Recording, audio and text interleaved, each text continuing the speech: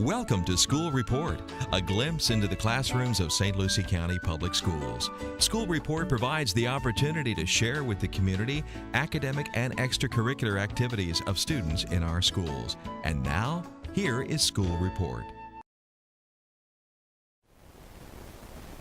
My name is Stephen Puglisi. I'm an 8th grade U.S. history teacher at Palm Point Research School. And today we're doing a lesson on the Industrial Revolution and how innovation, technology is always improving, and we can see that in our world today, in everything that we do in our daily life. Henry Ford. Is anyone familiar with Henry Ford? Brandon. Who was he? He invented the first car. Okay, not necessarily the first car, but what brand of cars? Ford. Ford. Okay, he came out with his Model T, and for those who don't know, it was really the first car that was accessible to the middle class. It was cheap enough to buy. And your average person can have a car now. That was something that was not possible before him. And he was able to do this because he was able to produce his cars at a cheap price and sell them cheaper than other ones. Anyone else have an idea of how he was able to produce his cars cheaper? Mia? The assembly line. So in 1915, he's going to come up with the assembly line. And I thought that is a perfect way for you to see innovation and a revolution firsthand. So what I need is I'm going to have 6 people. I'm going to pull 3 cards randomly. And you're going to work for Puglisi's Peanut Butter and Jelly. All right? So my lucky employees at Factory 1 over here are going to be, or I can't give you, Zach, Taylor, wow, and Luke. So if you 3 want to get up for me, you guys will be at Factory 1. And at Factory 2, I have Yasmin, Jasmine, and JD. Now what we're going to compare is contrasting styles and times. Now if I was a factory owner at this time, prior to the revolution, I'd probably be paying my employees by how much they produce. So Luke, Zach, and Taylor are my first factory. And I pay them, I'll say, 5 cents a sandwich. In front of them they have the supplies they need to make a peanut butter and jelly sandwich. They each have 2 knives, a plate, and they're going to share the bread and the peanut butter. On the other side, the other factory, later on I started thinking about things. Start making, work smarter, not harder. So I come up with the assembly line.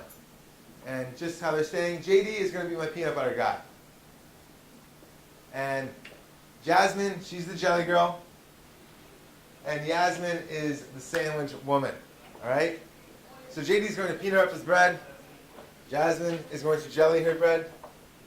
And Yasmin will make that sandwich. What I'm going to do is I'm going to come over here on my computer. On the screen here, you're going to see I'm going to put up a time for you. I'm going to give you guys each, we'll go with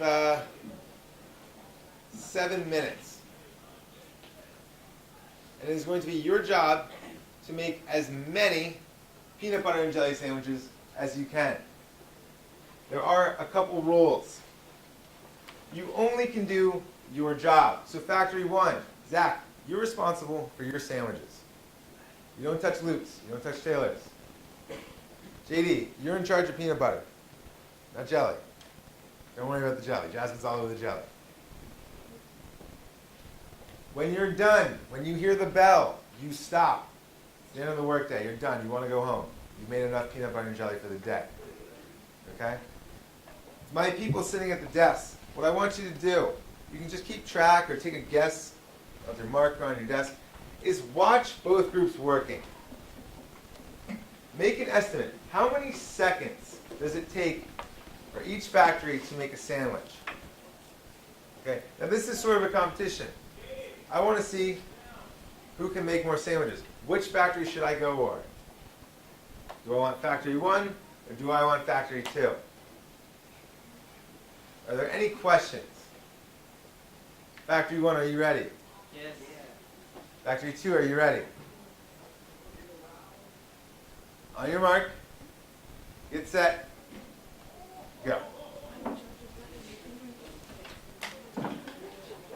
And one thing as we're watching them, look at the effort that is put into the working of making the peanut butter and jelly sandwich. I want you to see which factory is sort of working harder, which factory is working smarter, which is more efficient. I don't know if peanut butter and jelly is ever clean, but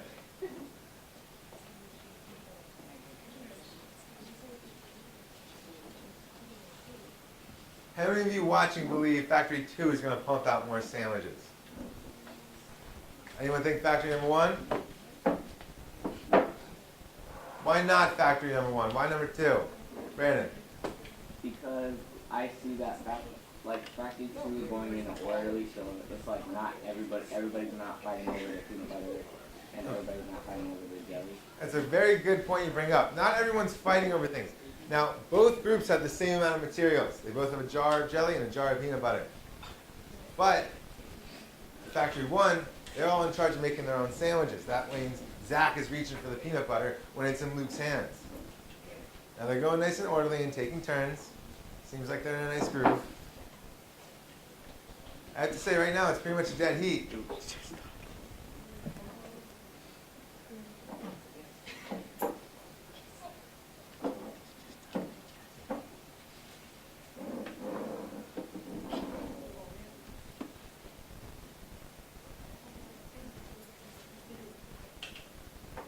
How many seconds does it look like a sandwich is taking for each group?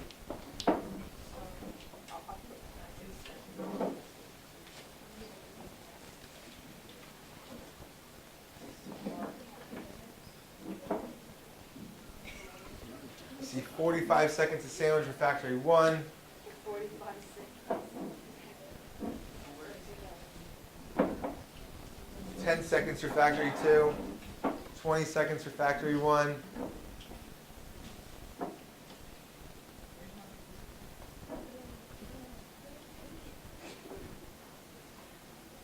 You guys are about the 4.5 minute mark.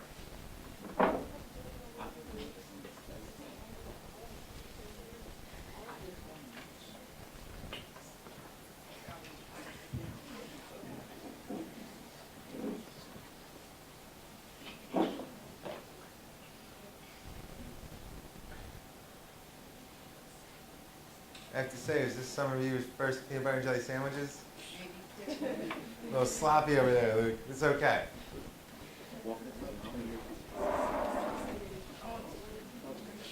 Puglisi peanut butter and jelly wants a high quality product. You pour it with your hands? You gotta use a knife.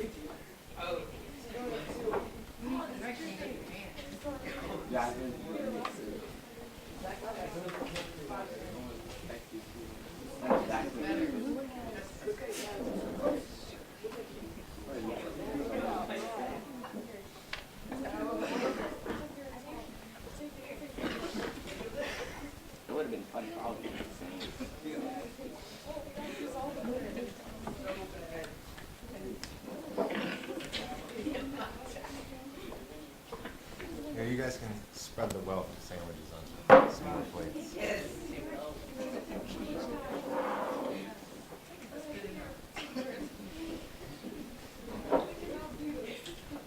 Factory 1 is putting in work right now.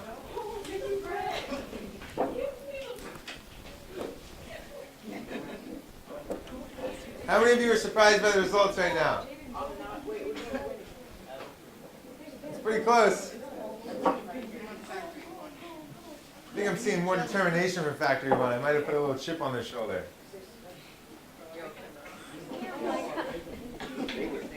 Wait, because Zach's just like pouring the belly. I don't want to have a sandwich from Factory 1.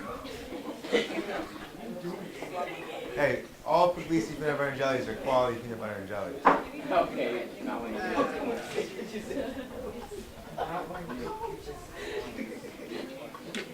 We're out of jelly. You're out of jelly? How much are you putting on there?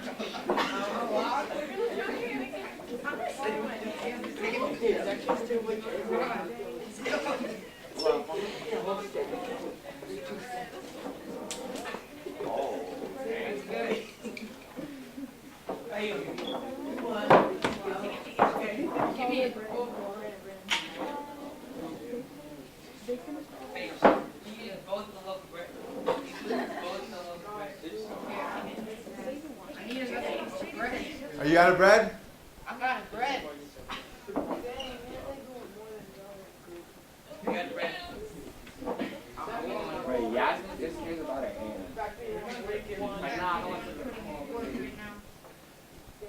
You're going. Oh, I Let's go. What'd you do? What up? And we're out of bread? Yeah, I'm All right, we're going to call it there. Time is up. The same amount of bread was used for both groups. Both groups had 2 loaves. And factory 1, surprisingly, pulls out the win. Yeah, I'd rather eat factory 2. All right, my 2 factories, you guys can stop right now. If you guys want to wipe off your hands, there's napkins. If you need to run and use the bathroom, wash up real quick, take care of that. Everyone else right here, right now. Now, with this example, there are some variables. I think that group 1 went a little faster, but let's just take a look and see what we have here, okay? We see that both groups made a lot of peanut butter and jelly. They finished their bread. They just about got there in the same amount of time. Now, looking at both factories, I must say, this one looks a little sloppy. This one, sloppy too, but not as bad as this one. I heard someone say that they don't want a sandwich from Factory 1. No, how would someone use their... Well, maybe there's just a little too much jelly and peanut butter on the table. Once again, what observations do you see? Which group went smoother, do you think? How many say number 1 went smoother? How many say number 2? Put a 2. I would agree with that. I would say smooth as how they were running. Factory 2 was much smoother. You guys can come and sit down. Thank you. Now I have to say Zach here was really pumping out the peanut butter and jelly. He's really doing a good job there. Yeah, that's me. So this is an example, I think here with the peanut butter and jellies, even though they pumped out a little bit more, you can see the efficiency, right? As a factory owner, if I really own this factory and you guys are my employees, I'm responsible for your well-being. What do you think are the chances of someone getting hurt in Factory 1 from Factory 2? Where are someone going to get hurt? You're playing with knives over there. Nick, what do you think? Factory 1, like someone's trying to grab jelly, and then someone's like stabbed over the piece of cake. Well, hopefully they don't get stabbed, but you're right. You're fighting over the same jelly. And they went with the technique where they're just pouring it on with their hands, so maybe someone does get a little nick or something like that. All right, so hopefully that kind of shows you that the assembly line works smoother, this innovation, this concept, the idea of it. Next thing I want to do is a quick activity, right, of you guys making a flow map for me. Now, I want you to think of innovations that you see every day. And what's going to happen is you're in groups of 3. Each of you are going to have a role. One of you is going to be the timekeeper. One of you is going to be the recorder. And one of you is going to be the presenter. Obviously, timekeeper, you want to make sure that we finish this in a timely fashion. The recorder, you are going to write the flow map. And number 3, you're going to quickly present for us at the end. But what are you making your flow map on? You're going to be using these lovely brown paper bags. But what's in there? That is for you to find out. But do not open it just yet. I'm going to place these on your desk. I don't really know exactly which one I'm giving you, so I couldn't really tell you. what I want you to do, you're going to think of whatever's in your object. What is it? How has it changed throughout time? You might have something that is the latest of it, or it might be the earliest of it, or it might be somewhere in the middle. So on your flow map, I want you to include details. You can come up with bullet points if you want to add sentences, if you want to draw me pictures of different inventions or innovations that have happened throughout history. I'm not looking for dates. I just want to see a progression. Right? Up here on the board, I do have some directions for you. So create a flow map. Highlight changes and innovations. So as you go through time, I want you to start from earliest to latest. When you go from the first to the next one, to the latest one, tell me what has changed. What innovations have come. All of this stuff, everything that's in those bags, you guys know. You've been around, you've dealt with it, it's in your hands. One last note. There's a piece of paper in there clarifying exactly what it is for you. They are general. I want you to think about this as a group. Right? Take it any way you want. Once again, look at the clock. I'm going to give you just 10 minutes to do this one. All right? So once I hit, any questions? I'm sorry, is that? Jobs are up here. So number 1, you are the timekeeper. 2, you are the recorder. And 3, the presenter. You may start. Take a look, see what's in your bag. See if it looks familiar at all.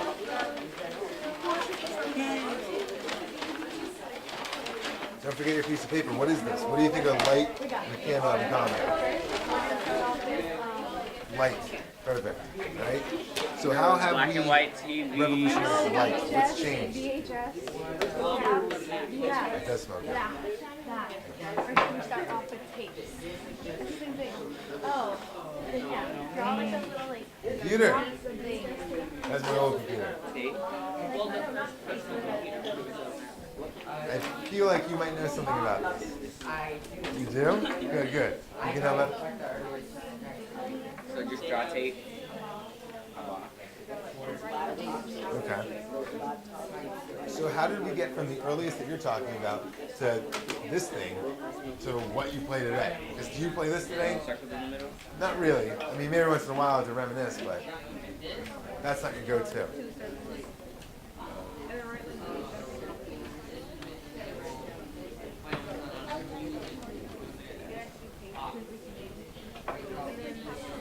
And then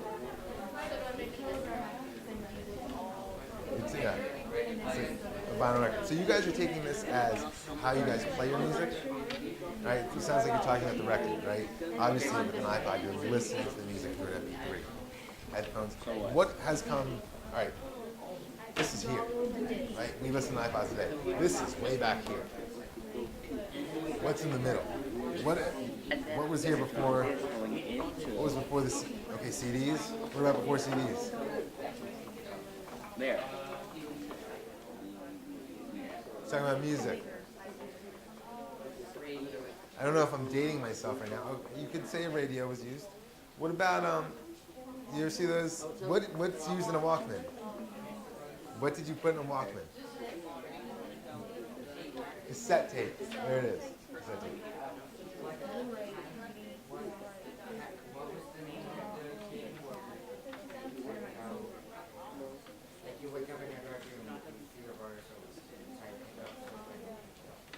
Oh, I think those are like those turn-based games and stuff like that where you just enter commands. You guys got the tough one here. So you start with pen and ink. What's up next? What are you guys writing? Netflix Was is that- after Okay. Man and all But the even shit. before we had pencils, right? We talk about George Washington. Do you think George Washington wrote with a pencil? Did he have a big pen, a ballpoint pen? Were his clickable? Probably not. What did he? Like, Will, right? Feather and ink. No, it's gonna be movies. But even and, before that, Xfinity on demand and stuff like maybe that. not mud, but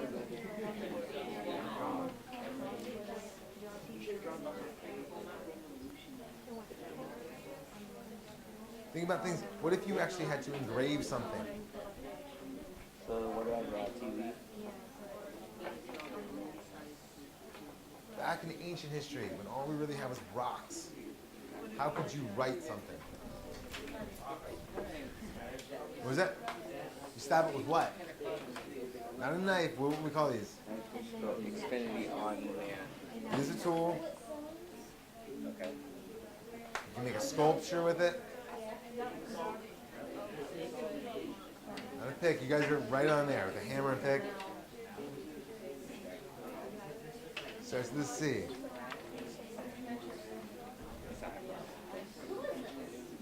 You're a rock and chisel. That, yeah. Okay. That is not mine. It's another teacher's in the school.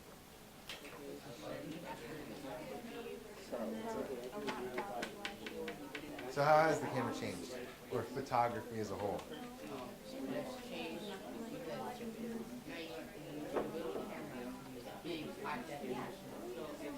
Okay. Definitely see a size difference. And even today, I think things are getting smaller and smaller. Right? That's a great point. You're going to throw it in there. The fact that you can take pictures, put filters on them, edit them, Photoshop, whatever, on your phones. You can't really even do that on this, can you? This, a picture taking phone. This was actually called the Blackjack. It was sort of like a BlackBerry. Sort of like a BlackBerry. So,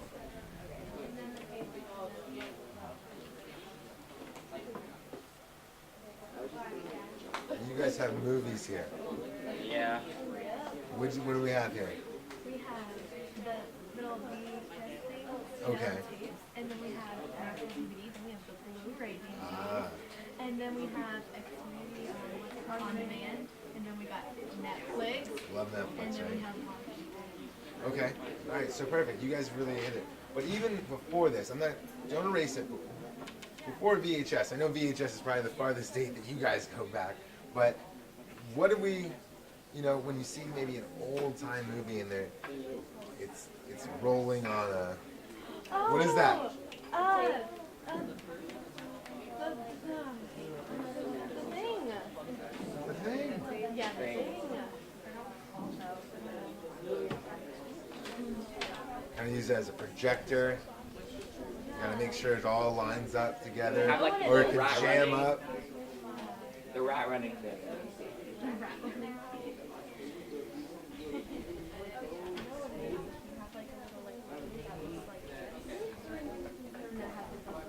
Yes. So you can draw me a picture of it. What does that look like? And then it has like another one right It comes in a reel. It looks like all these things that move your jelly. the projector. The projector's part of it, but what is the actual images on in the video? It's flickering. It's a picture after picture after picture. Played together. Film. There it is. The rolling film there. We'll just make it right. Your timekeepers know you have 3 minutes left.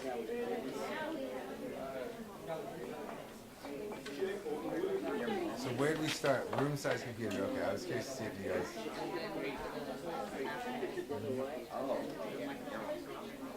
And that's not even talking about how, like, memory, space, how this huge computer that took up an entire room this size is not even half, like a quarter of what this thing could do. And now this thing's outdated. That's why it's in your paper bag. Rule 19. But what's after the laptop?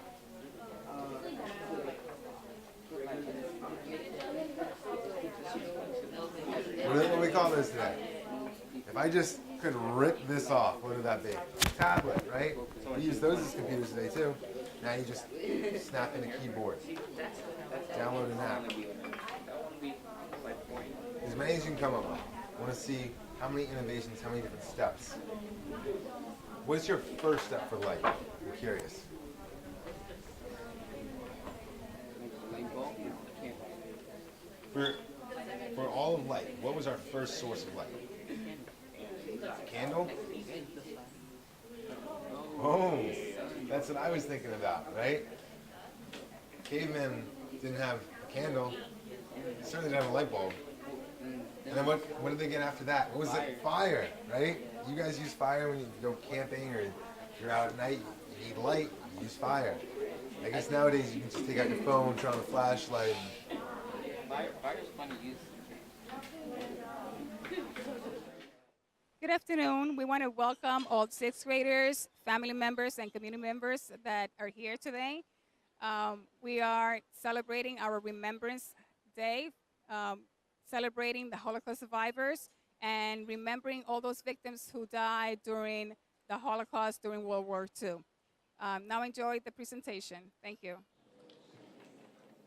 I want to start by reading a few reflections that some of my sixth graders wrote, as a matter of fact, yesterday, after we finished a unit on the Holocaust. I did promise one particular class, and I hope they're all here, that I was going to read some excerpts from their reflections. Because many people say, why teach about the Holocaust? I mean, why remember about this tragedy? It is such a tragic time in history and such a sad time. Why focus so much on it? Well, it's extremely important for us to remember this genocide that happened not too long ago. I mean, we're talking about they were liberated in 1945. So in history, this is like in the embryonic stages of history. And we are so privileged and honored that we have witnesses, primary sources right here on stage. All these people, except for our three lovely ladies, dignitaries from our school board, Assistant Superintendent Kerry Patrick, and Director of Schools, Ms. Dampier. Everybody up here is a Holocaust survivor. And we are so privileged and honored to have them. This is like history in the making. This is why it's so important. For history teachers and all teachers, we are always asking the students to look for primary sources. These are our primary sources right here. We can interview them. They can share their stories with us. And this is what history is all about. And not just history, this is just part of our humanity. I am going to read some excerpts like I told you before. And their prompt, being that I teach language arts, was, why should we remember about the Holocaust? One person said, I will remember the Holocaust because the Holocaust survivors were brave, traveling from camp to camp, train to train, and ghettos to ghettos, and all they saw was terror. If I were a Holocaust survivor, I would want people to stick up for what I went through, to give Jews the same right as every other person. The Holocaust survivors are like my heroes. I mean, I'm just taking excerpts from like essays. This person says, some people say that they don't believe the Holocaust didn't happen. But that's their opinion. I can prove that the Holocaust happened because the survivors can tell you all about it. And these are the survivors that they're talking about.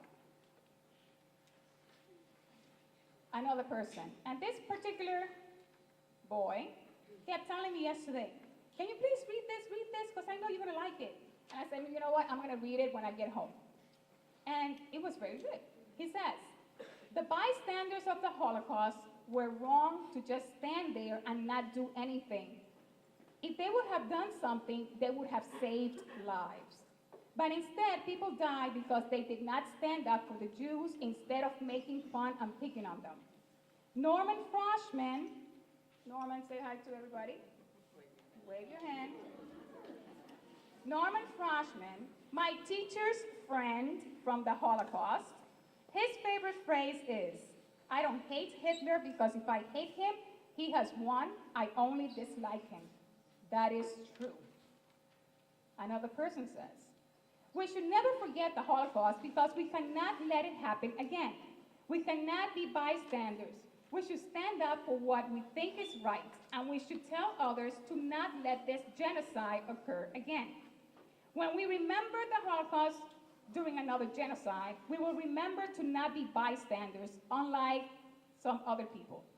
We won't stand still, but we will try to say something. When you stand up for what you think is right, you can make a difference in the world. If you want this genocide to never happen again, you have to tell others about the Holocaust. If more people will remember about the Holocaust, they will know to stand up.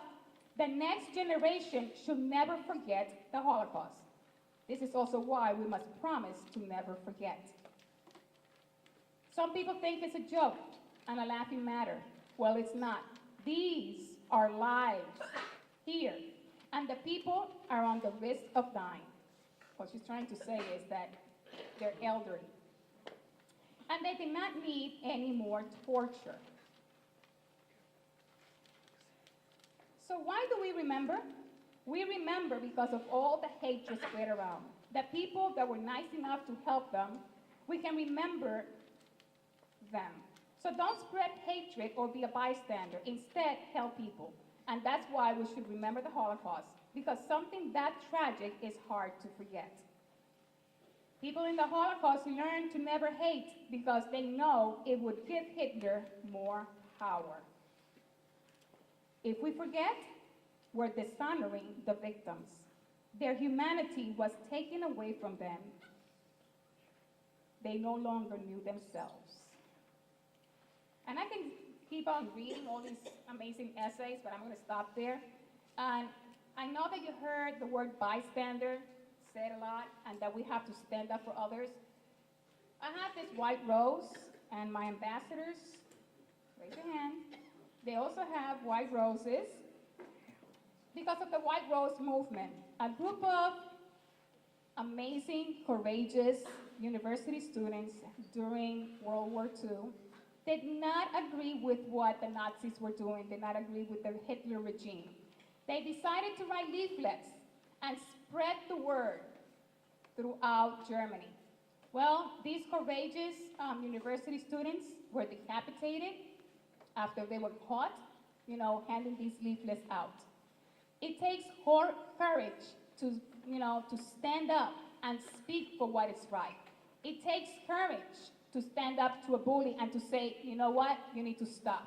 It takes courage not to hate others when they do extremely bad things to you.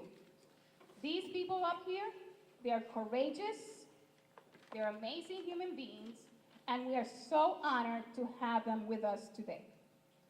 So.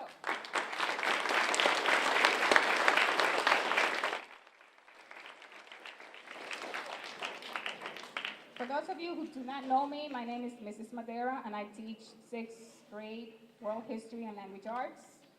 And I was telling the people, because everybody keeps asking me, why is it that you teach about the Holocaust? Why is it so important to you? Well, I used to teach it as another lesson, just like I teach, about Rome, Greece, and other things. But once I met my friend, Norman Froshman. Norman, will you please stand up, because they all want to meet you. This is my friend Norman. We met.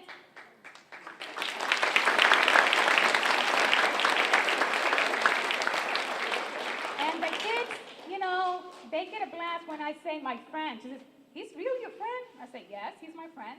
We met 4 years ago when I went to do a workshop in Washington, D.C., and he was there as one of the survivors.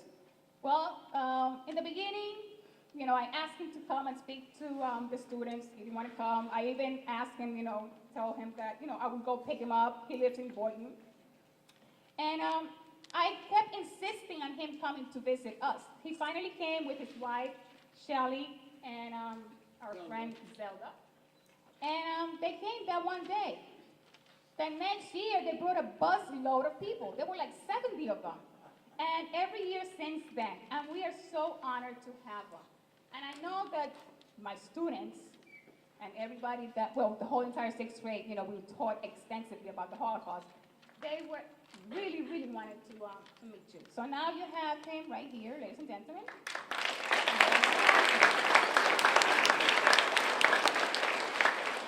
And now,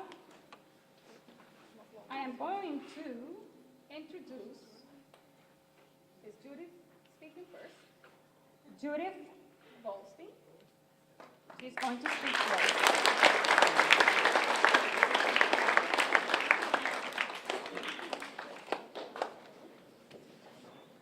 I'm very honored to be here this afternoon.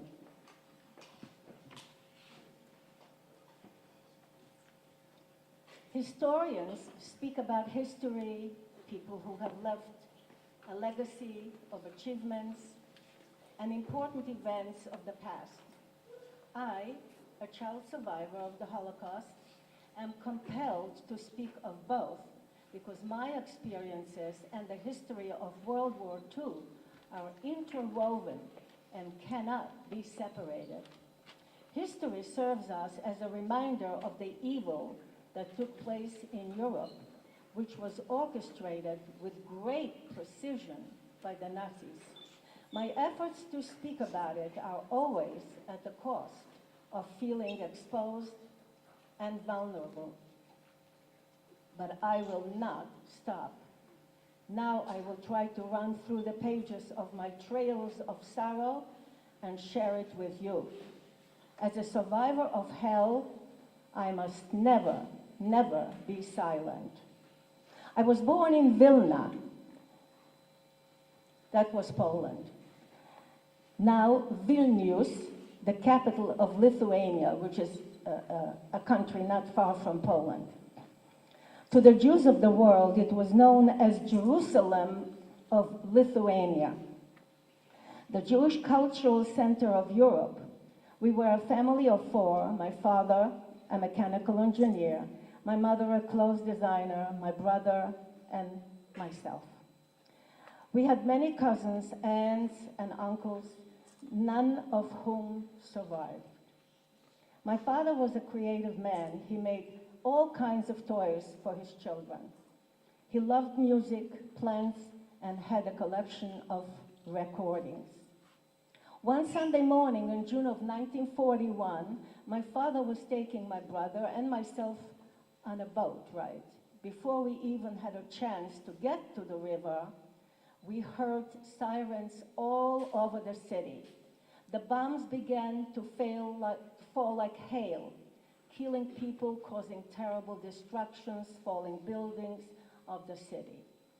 We were fortunate to get home safely within a few days that Germany occupied our city, called Vilna. Shortly after, I heard my parents tell that Jewish men and boys were captured in the street and taken away. They were never seen again. Orders were issued that Jews could no longer walk on sidewalks and had to wear the Jewish star. 3 months later, the Jews of Vilna were trapped with chilling precision and placed in a newly formed ghetto. We became a tribe faced with murder and tragedy. Our lives splintered and changed forever. My father suggested that some of his Christian colleagues would hide me as their own child. I was too young to remember, but my mother told me later that I screamed and cried so that the whole neighborhood could hear me. I didn't want to go. No child wants to be separated from their family. The four of us were forced to leave our home with only a knapsack on our backs. We left all our possessions, which were immediately looted by our neighbors. I remember watching the whole scene. In the ghetto, our designated apartment was about 10 families, where each corner of a room was to be occupied by one family and one bathroom and one kitchen for all. We were walked into a kitchen. The table was still filled with eating and unfinished bites of breads and cups and tea half full. This scene could never be forgotten. We found out later that these Jews who were in these apartments were taken to Ponari. What is Ponari? a forest outside of our city to be shot. Ponari was a one-way trip.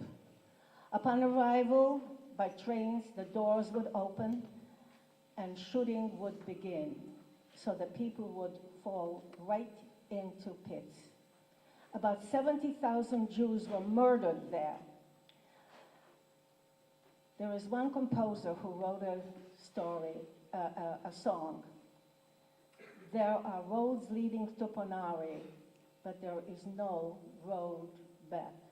I too composed such a song called One Way. In the ghetto, at such a young age, I ceased to be a child and grew old very quickly. I lost my precious, carefree and playful years of my childhood forever. After 2 difficult years in the ghetto, people were dying from hunger, disease, and extreme conditions. But to keep the morale going, the few remaining professionals created some small performances of music, theater, and cultural programs to keep the spirit up. This is where I had my first piano lesson. Every few weeks, a representative, Mr. Gans of the ghetto, the head of the ghetto, so to speak, had to deliver a certain amount of children and elderly to be shot at Ponari, that forest that I just mentioned to you. My father, because he was a professional, received a certificate called meaning an important Jew. He was able to protect his family only for a short period of time, as rules changed all the time. In September of 1943 came the liquidation of the Vilna ghetto. We stood in rows at the ghetto gate. Men, women, and the elderly and children were immediately separated. That was the last time I saw my father. At that time, they took him to a concentration camp. The SS took pleasure by pulling men by their beards, using machine guns to hit and fingering who is going to Ponari, the shooting forest, or who will be shipped to concentration camps. My mother, anticipating what was coming, rolled up my braids to the top of my head, and she and my aunt lifted me up so that I could be taller, because now, as you see, I'm still a short person, and then I was even shorter. My heart was pounding like a metronome. I saw the tall Nazi approaching my row and look at me, and he said, "You little one, you must go with the children." At that moment, somebody called his name. He glanced away. He no longer saw me. Only a few rows away, he pulled out my little friend, and she cried loudly. I will never forget that moment. I still get chills when I think of it. "Mommy, Mommy, here's my knapsack. Don't forget me. They're taking me away, and they will shoot me." I will never forget that moment as long as I live. It could have been me if that Nazi had not been called away and he no longer found me in that row.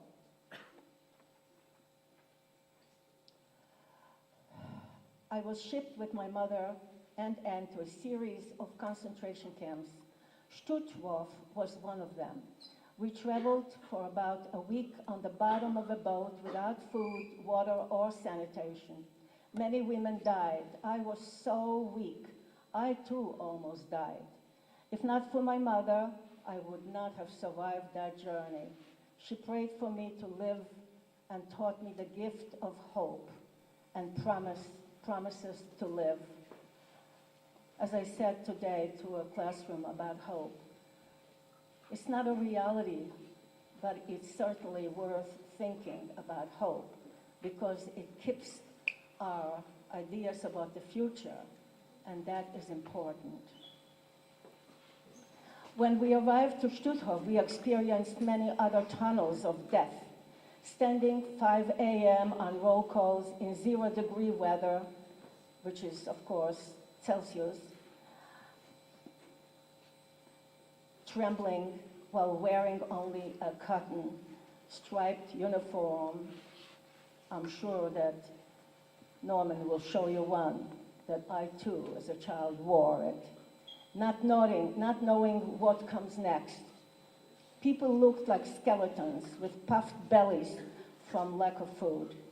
One morning they ordered all children under 13 years of age out of the barrack.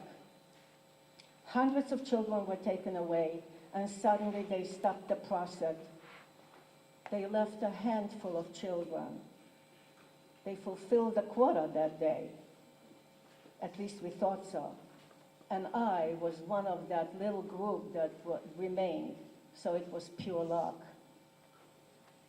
After only 1 month, we were taken to a slave labor camp called Torun, Poland. It was the winter of 1945. The Russians were approaching. Far away, we heard the bombing and the shelling, so we knew that something is coming. So the Nazis took us at that point at a death march in temperatures below zero and heavy snow. Many people froze to death or were shot. We dragged behind because of weakness. As the Russians coming home closer, suddenly all Nazis disappeared and left us in the middle of a town called Bydgoszcz, which is also Poland. We tried to hide in abandoned buildings where German families lived and fled. We found some leftover food and waited until the arrival of the Russian army. With a passport to freedom, we were still very lost and had to face many challenges. Yes, we survived, but now we had to enter another phase of emptiness and outlive our enemies. We traveled to the city of Lodz, which is still the same name, a town in Poland.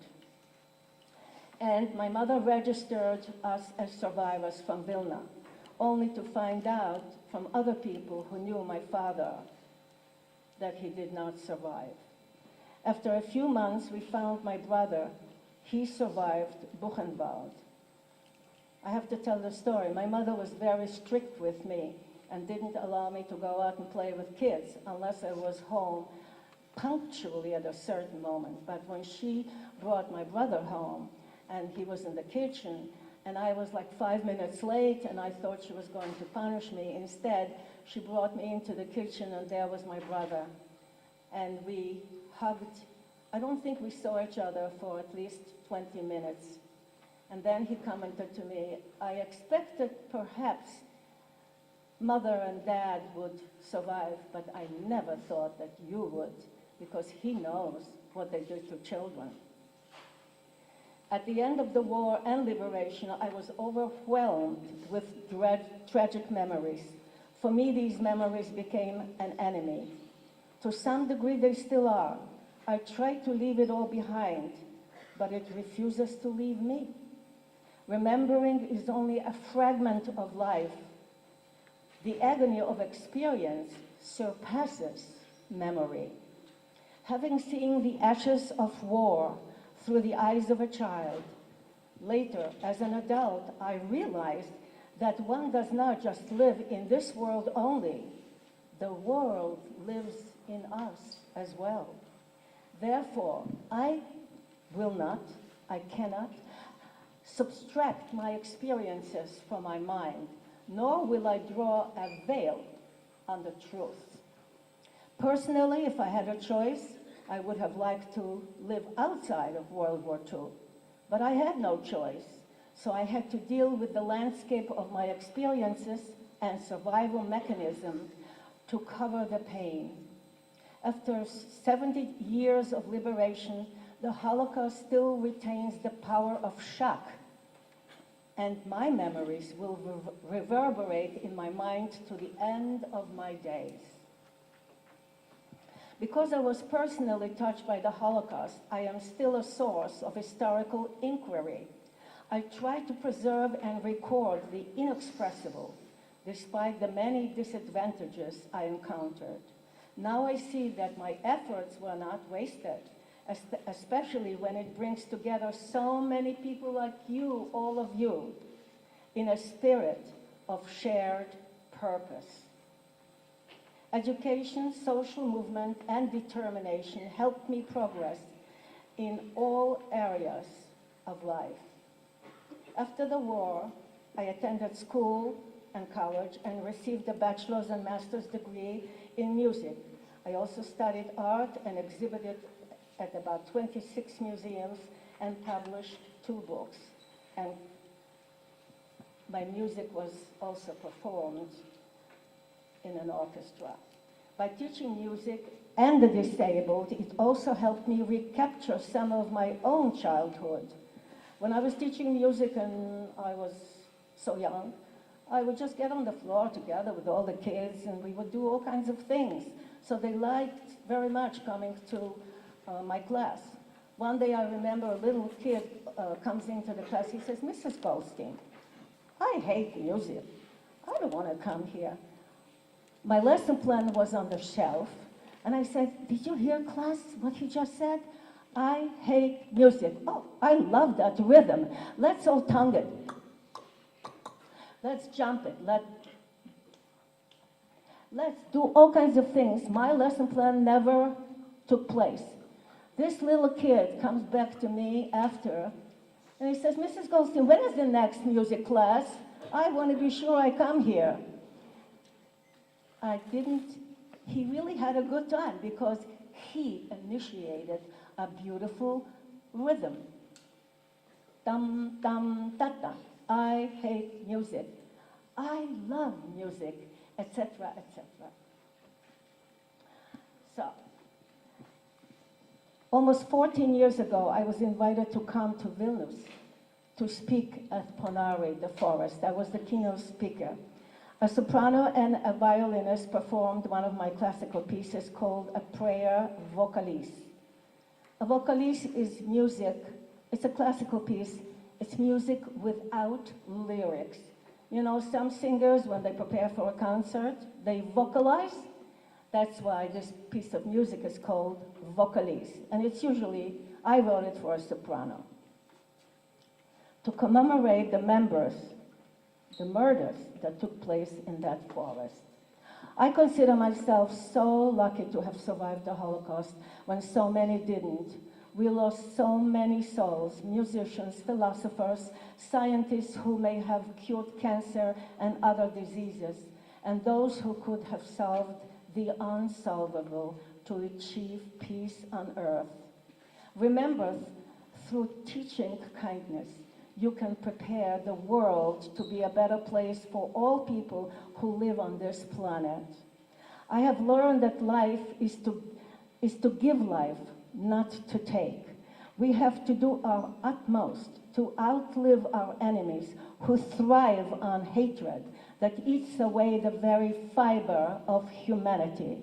The Nazis also murdered Catholic priests, Christians who were against the Nazis, such as gypsies, and their own disabled children and young adults. Do you know that I never knew this until I became an art and music therapist? Hitler issued some rules that he doesn't want in his race any neurologically impaired children or physically impaired children. So the parents had to give them up to a certain facility, and they too were gassed and cremated. And then the parent would get a letter, "Your child died of natural causes." It's just painful to hear. I would like to actually finish by quoting, do you all know who Gandhi was? From India. He was a leader. I always like to quote him. "How can men feel themselves honored by the humiliation of their fellow beings? It's better to have a heart without words than words without a heart. As long as we live, I will continue to speak for those who cannot speak, and enjoy life for those who could not live. Thank you.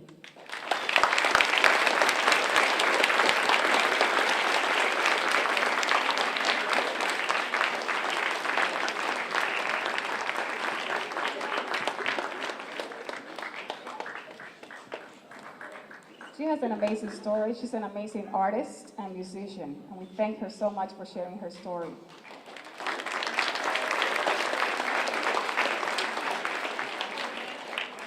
We're now going to hear from our friend Norman Froshman.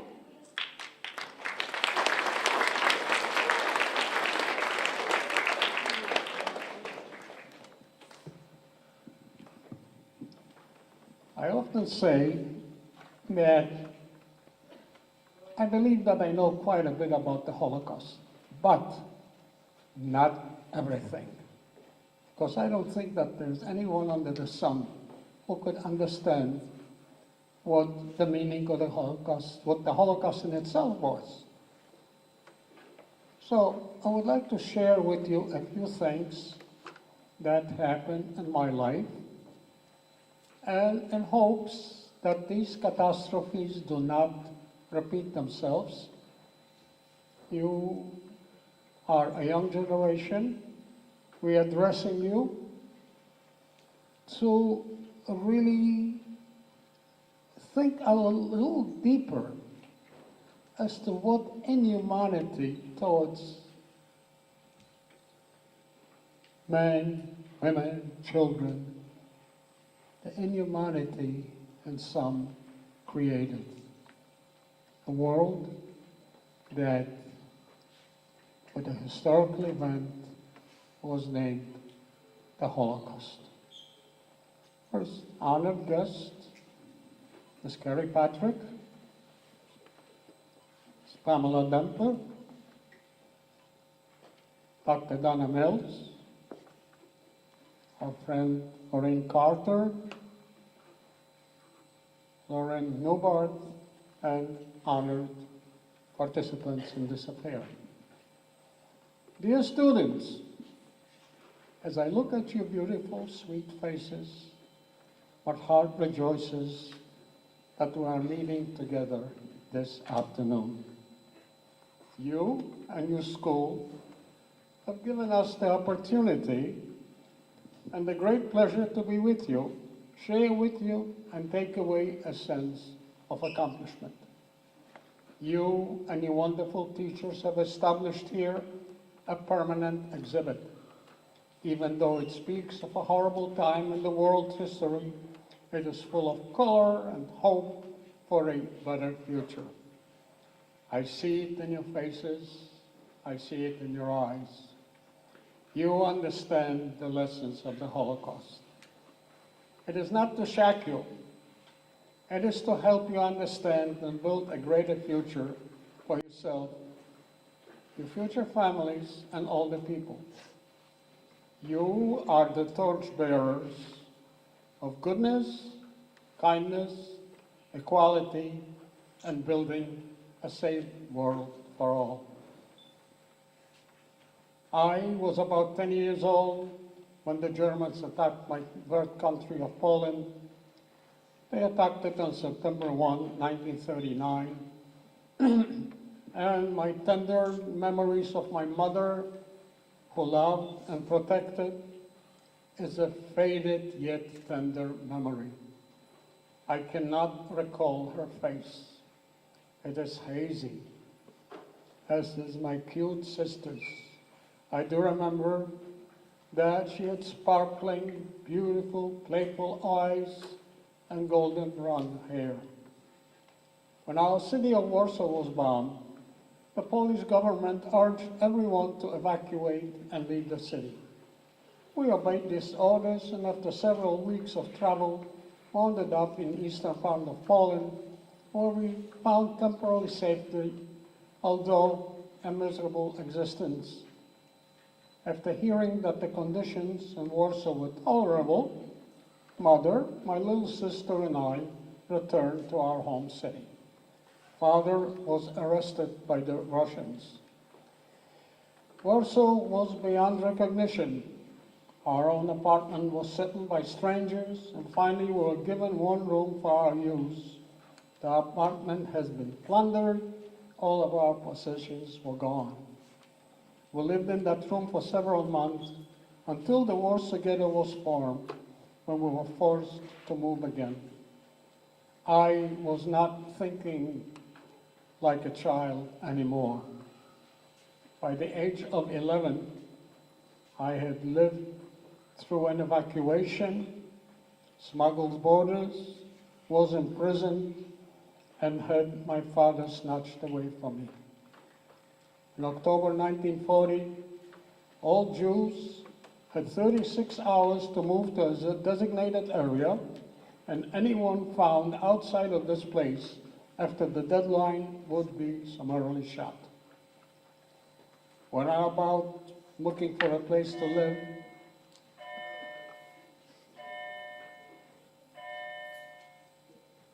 luckily, we found a dwelling which was more like a chicken coop, but we were glad to have this place. At least we had a roof over our heads, especially now that winter was approaching. Starvation was evident in every corner in everyone's eyes. By October of 1940, the Warsaw Ghetto became a home for close to 500,000 people. The area was surrounded by a wall 10 feet tall, was sealed off on November the 15th of 1940. Jews were forbidden to go outside the area on the penalty of being shot on sight. No contact with the outside world was allowed. Life was extremely severe. The lack of sanitation, lack of food, clean water, it caused a terrible disease, an epidemic called typhus, which it is very life-threatening to explode into an epidemic. Beggars were everywhere, but no one had anything to give. The Nazis set up work factories in the ghetto. My mother worked in one of the factories making airplane parts for the German Air Force. I got a job as a runner in one of the Umschlagplatz. That is the way food was exchanged from the Aryan side onto the Jewish ghetto. Well, we worked, but we were in constant state of starvation. We were scared every moment of our life. We were constantly beaten and frightened of being maimed or murdered. Now, the daily allowance for Jewish people within the ghetto, calorie-wise, was 183 calories per person, which in today's terms, maybe a slice of bread with something on it. And this was supposed to sustain us through all the hardship, through all the work. It was the planned intent and purpose of the Nazis. Life meant nothing to them, especially Jewish lives. Often German patrols rode to the ghetto, mostly on motorcycles with sidecars, and they had mounted machine guns on it, shooting indiscriminately into the populace, knowing full well that whoever is going to be killed is going to be a person of the Jewish faith. Regular reductions of the ghetto population was done by asking for volunteers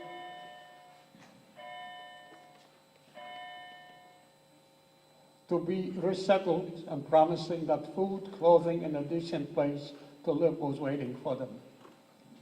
They doled out the reward of bread, marmalade, to entice people to leave.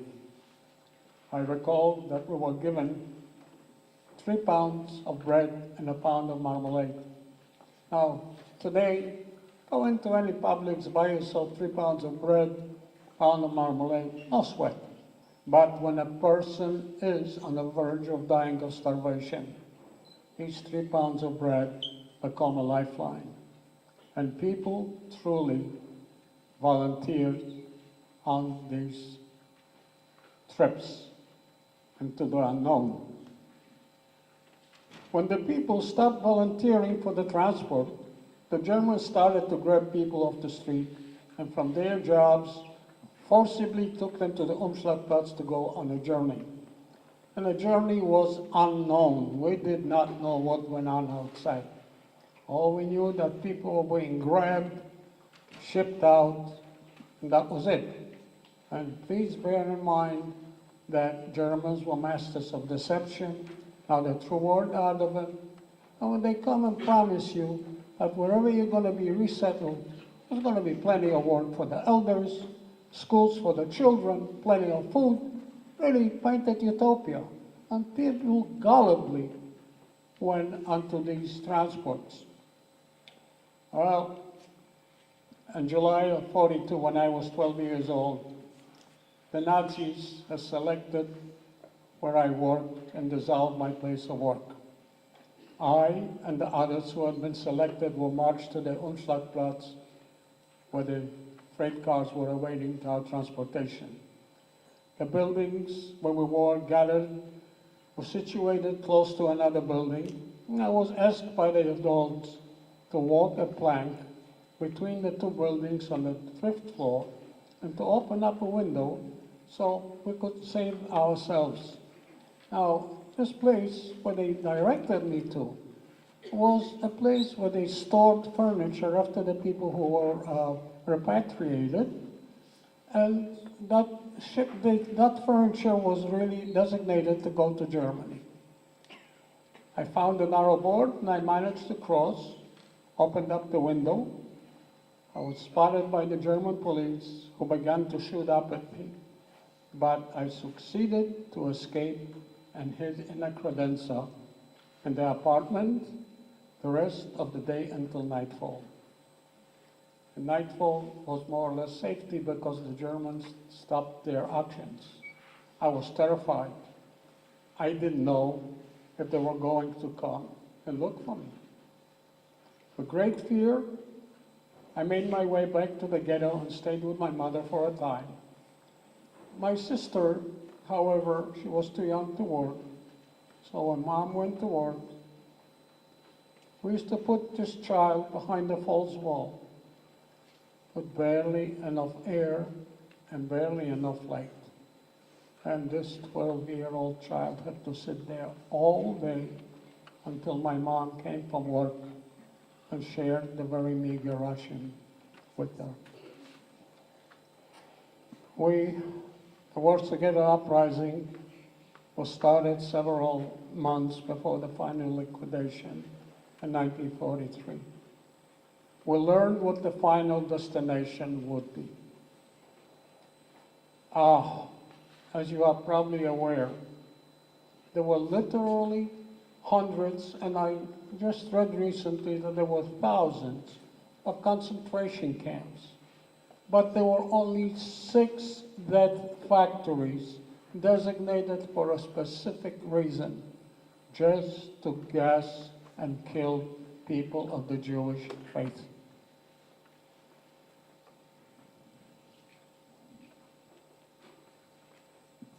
Well, that's what the Germans were doing with the Jewish people. Everybody was still alive, and there were like 60,000 of us left out of 500,000 within the ghetto. A group of young people within the ghetto decided that they are going to resist the German might. And, it was a suicidal act because the Germans were at the height of their strength. And they had lightning wars. They would occupy a country within a week or two.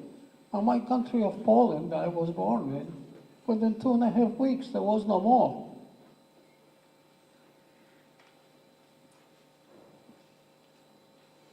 It took the Germans only 3 weeks to conquer the entire country of Poland, yes. But the ghetto fighters resisted for 27 days, which was an unheard of feat. Almost 4 weeks. During this period, my mother, sister, and I hid behind the false wall of almost the 60,000 remaining inhabitants, Some 7,000 were burned alive or gassed in bunkers. Survivors of the uprising were transferred to one of the extermination camps called Majdanek, while the remaining people were sent to a German death camp, mostly to a camp called Treblinka, which was one of the very worst camps in creation. Once you got to Treblinka, the entire transport went immediately to the gas chambers. They left behind 100 people to clean up the mess, whatever it was, and after they shot these 100 people too. This was the worst camp that human mind can possibly imagine. Imagine 6,000 people coming in at one time, and within 3/4 of an hour, there is no more left. They were all gassed, they were all killed.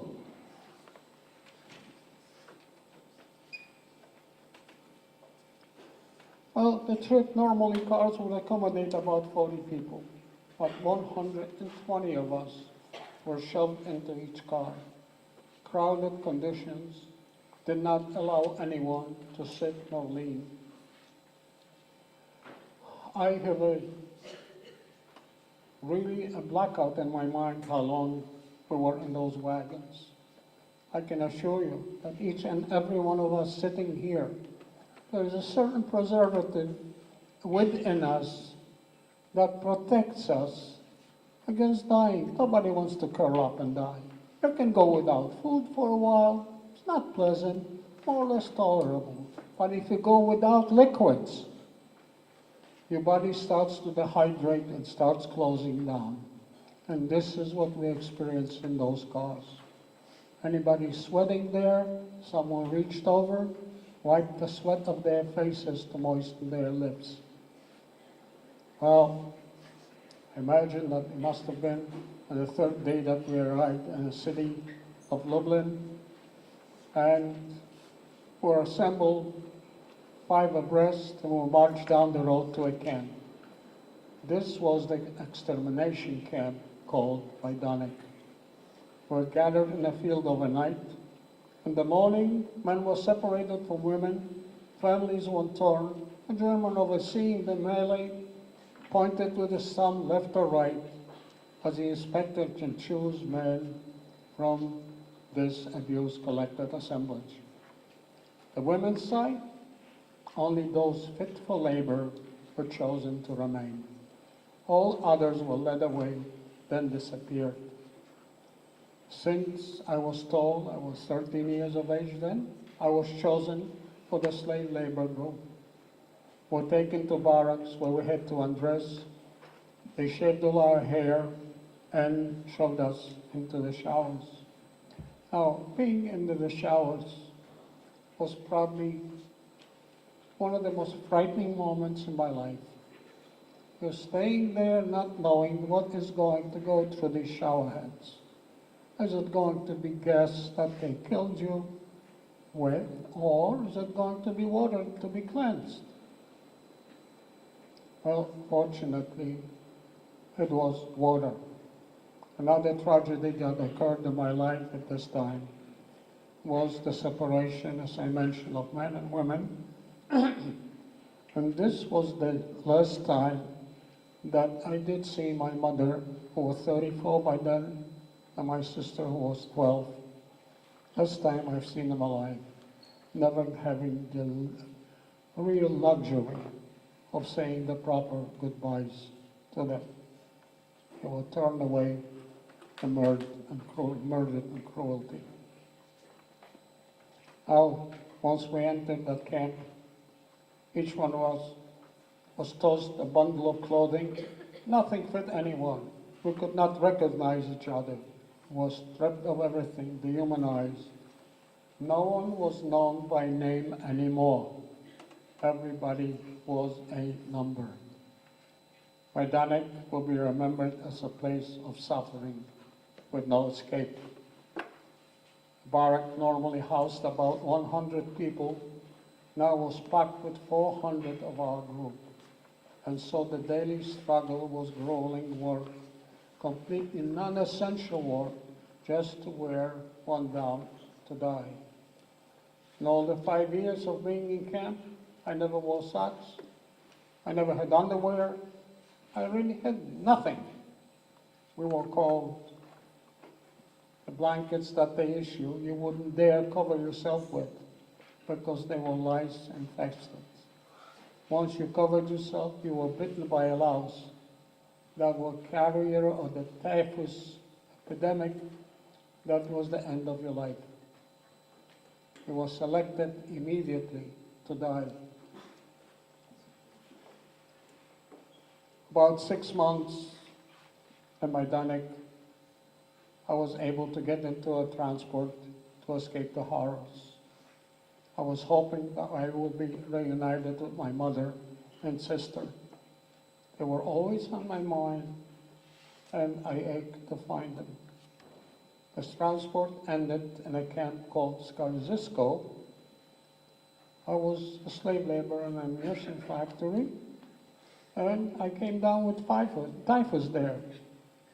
Declared an unproductive Jew. I just ate and I didn't produce. And I was selected to die due to some intervention by one of my friends who literally plucked me out of the road they condemned, hid me in his carpentry shop, thereby saving my life. Well, as the Russian troops were invading and the Allies were squeezing the Germans in, the Germans decided to evacuate Skarzisko, and again we were put into trains and taken to a concentration camp called Buchenwald. And then I was in a satellite sub-camp called Schlieben. Now in Buchenwald, I was given an article of clothing that is right in front of me, as you can see. This is an original issue that I was given in 1944. Nothing has been changed except the triangles and the number, which disintegrated with time. This and a pair of slacks was entirely what we wore, no matter what, snow, rain, regardless. In order to keep warm, I had to steal an empty sack from a cement sack, a paper bag, and put it on my body. And had I been caught with it, I most likely would have been very severely punished. Well, my daily life was a constant struggle. Always cold, always hungry, always afraid. Seeing the dead corpses of our common sufferers steal the emotions. I did not cry anymore. I did not complain anymore. I did not dream anymore. All I could hope is to get through the next minute, next hour, next day. In the spring of 1945, the Allies invaded Germany. The whole camp was evacuated and were taken out of Schlieben in cattle cars. I, along with a group of men, were taken off the train and were forced to walk what was known as a death march. We ran without shoes, all sorts of roads, gravel, byways. Those who could not keep up with the pace were simply put aside and unceremoniously shot. The death march lasted until May the 8th of 1945, and we arrived in a small town in Germany. We were housed in a schoolhouse. In the middle of the night, we were awakened by a sound of artillery fire, but we did not know, nor had any hope of being rescued. In the morning, we discovered that the guards were gone. We were frightened, thinking that the guards had booby-trapped the school to set out to kill us. Shortly, the loud noise of tanks approached our school. The school area, we recognized a Russian officer coming out of one of the tanks. We were being liberated. For the first time in so many years, I felt alive. Alive again. And to this day, I consider May the 8th my second birthday. the day I was liberated. This is when I was reborn. I was 16 years old. And as if I didn't have enough problems, my original birthday came out on 9/11. Added attraction, right? Well, for a while there, I worked as an interpreter from Russian to German. And after working for the Russians for about a year, I decided that I did not belong there. I had to find some connection to my family, my people, if any survived. I got over to the American zone in Germany, and from there I went to a DP, which means Displaced Persons Camp. Because of relatives in the United States, I was able to get a visa from my uncle and was able to come to New York in March of 1948. Here I learned that my father survived and was living in the state of Israel. We had an emotional reunion. I have dedicated my life to remember and teach. The Holocaust is not a story. It's a tragedy that happened to the Jewish people and others. I must specify to you that there were 5 million other non-Jews who were in concentration camps. The difference was that we were slated for genocide. The others, maybe they could have been liberated, maybe not. I cannot sit in judgment, but our fate was sealed. We must vanish. Genocide it was. Now we must remember this lesson, and as I said before, to build a better, safer, kinder world for all you young people. Thank you very much.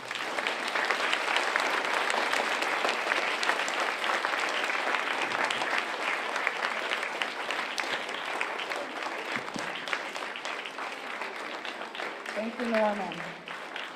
I'm pretty sure that my students recognize this story because we actually read his memoirs. We studied the memoirs of Norman, and everything you said was very, very familiar to all of us. We now have Zelda Fuchsman, and she's going to take the floor. Good afternoon. I will not tell you about myself. I'm a child survivor, that's true, but we're here to honor you. We are here to cherish you because we know that the kind of effort that this school, these teachers and a principal and the school district that permits this and inspired this to happen is not for the survivors. It is for you. It is your gift for yourself. But I would like to introduce you to our child survivor members. You know, the Holocaust is a tapestry. It's made of many stitches, many stories. So let me introduce you, first of all, Deidre Sussman, a child survivor, hiding in the forest with her father, seeing her own family destroyed under the Germans for a peace, hiding, suffering, wound up all alone in Siberia, an orphan, and eventually was rescued and brought back to her hometown to recapture her life. And she is a great lady and a great asset to our organization, the Child Survivors. Thank you. Anya Baum. Maybe those of you that have studied the history of the attack of the Stalingrad. This is when Russia stopped the Germans from proceeding and they started to lose the war. Anya experienced this all. She lost her father. They were in hiding, on the run, and in many ways. And this is Anya, my child survivor, part of our organization, out of Poland. And there we have Esther Kistner, child survivor, again out of Poland. Her story is also of hiding and being saved by somebody who was not a bystander. Bronya, I think was her name, right? She took care of her like a mother and saved her. Don't be a bystander. That is the lesson that we give to you. Now, here you go. This beautiful blonde lady, Katherine Sadler, What a story. Survived Auschwitz. You want to see a real tattoo? She's got one. Actually, there's also something very interesting about her tattoo. She was one of the rare people that her mother and sister survived, and they have the consecutive tattoo numbers. Insofar as she knows, they are the only consecutive numbers that follow each other. Thank you. And here we go, Judy Goldstein. You heard her story. Not only did she survive, but she recaptured her life. She's a great artist and musician and acknowledged in many places. And there is her husband. You talk about somebody who supports a wife, that's the guy. I call him Sweet Harry. Harry is from Czechoslovakia, wound up in Auschwitz, and he survived, and it's wonderful. They have two great kids. Norman, we won't talk about Norman. There is Henny Galel. Henny, a little child, basically a baby survivor, under the Nazis with her mother and father, and somehow they survived. On the run, eventually wound up somewhere in Siberia, back to the Asian countries, and here she is. She's a great teacher, and she is helping in many ways, as Belkis knows, that she moves mountains. Okay, and there we have Helen Daniel. Her story is in the second book. It's in this called Childhood Lost. Out of Germany, a little girl experienced the Kristallnacht. Somehow, her parents, her father was astute enough to understand the danger that was happening. And they were able to get out by 1941 before they were really murdering the Jews out of Germany. And that's Helen Daniel. There you go, Kurt, her suntanned, gorgeous husband.